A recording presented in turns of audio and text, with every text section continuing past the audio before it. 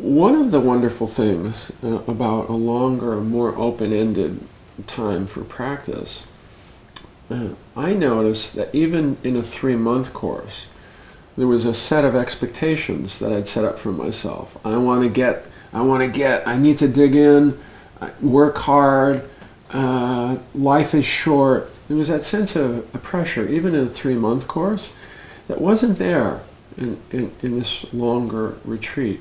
There was a sense of really being able to enter it and relax into it and let things unfold. And it took a certain part of the striving finally started to fall away. You know? I could just take it a day at a time and not feel like the end was already in my head at the beginning of the retreat. Almost like a countdown. 30 days to go, 29 days to go. And I know that a lot was me, but it was still that extra bit of intensity, you know? And so I was much more able to relax and let things unfold. Yeah?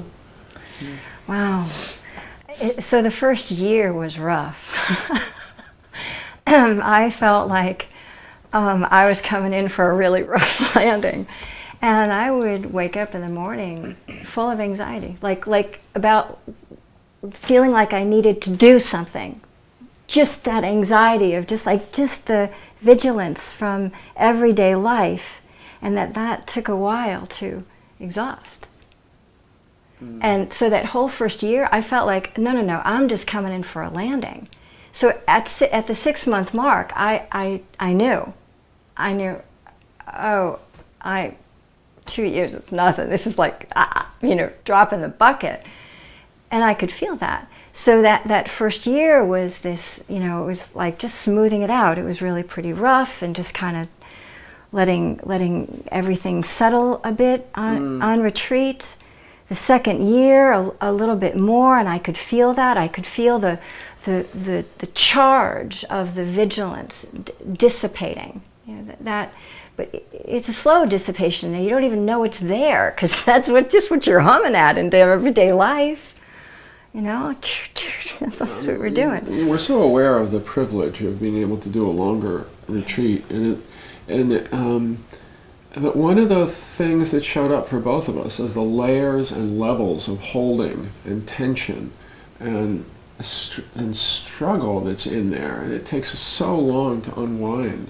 There's so many levels of unwinding there that we accumulate and hold on to so much. So it was a real privilege. We were aware of this throughout, that we had this opportunity to explore the gradual unwinding and the levels and levels that were involved in the practice. It was a real great blessing. It's a real great blessing. So there was something in the retreat. Every year we had a bit of time out of the retreat center. The first 2 years it was something like 2 weeks. And then the last 2 years, we were at the Forest Refuge for, say, 3 to 4 months at a time, and then out of retreat 1 month. And what I began to do early on in the retreat was feel like when I left the retreat center, it was like the lab section of my retreat. And I was seeing then what skills are transferable from this retreat center to being out in the world. And it took a while to really begin to see what skills were transferable. But what I did get early on was a deep appreciation for just the kind of sensory stimulation that we are living in, that we're saturated in 24/7, and such deep compassion. Oh my goodness.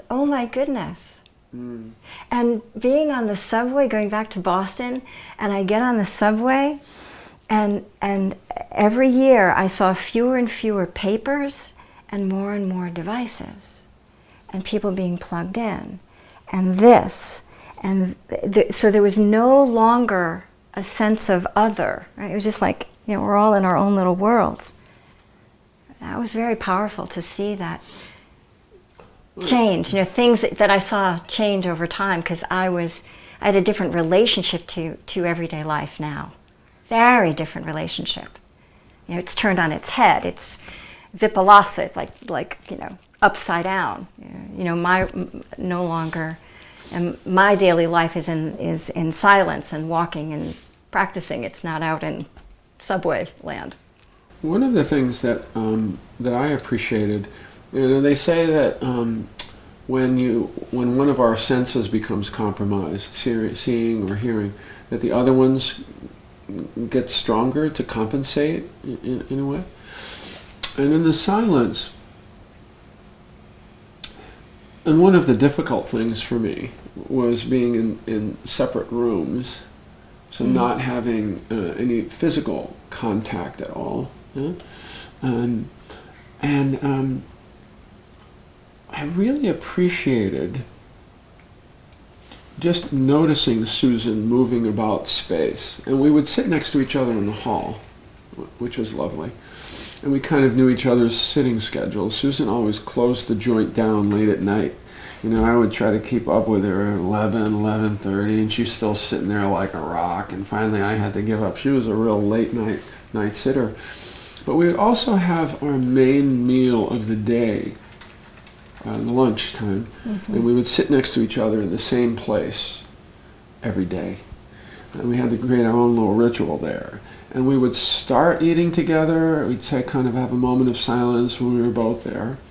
And we would eat, and we would wait until we were both finished with the meal, and then we would get up together and just go do our dishes. And that took on such ritual significance. And there was such sensibility of just noticing how Susan moved through space, how she would put her food in the bowl, how she would... And so things that I might not have noticed about her otherwise, I started to notice there. And so, because we couldn't speak to each other. And so the senses became more highlighted in that way. And the intimacy, there was actually an intimacy about that shared lunch or sitting next to each other in the hall that was brought forward because we were on this retreat together. Yeah. It was deeply intimate. It was deeply intimate, sitting. That's what we had. Sitting next to one another and feeling that shared commitment and just the solidarity of that. It was quite beautiful, and also we had this experience of feeling like we were welcoming people whenever they came, we were right? Because we're like, we were hosting. You know, we're hosting, but you know, in a certain way, we're this, you know, the anchors. We're the anchors for people that are coming in and out for different lengths of time, and there was a real wish to support that, to just kind of you know, offer that.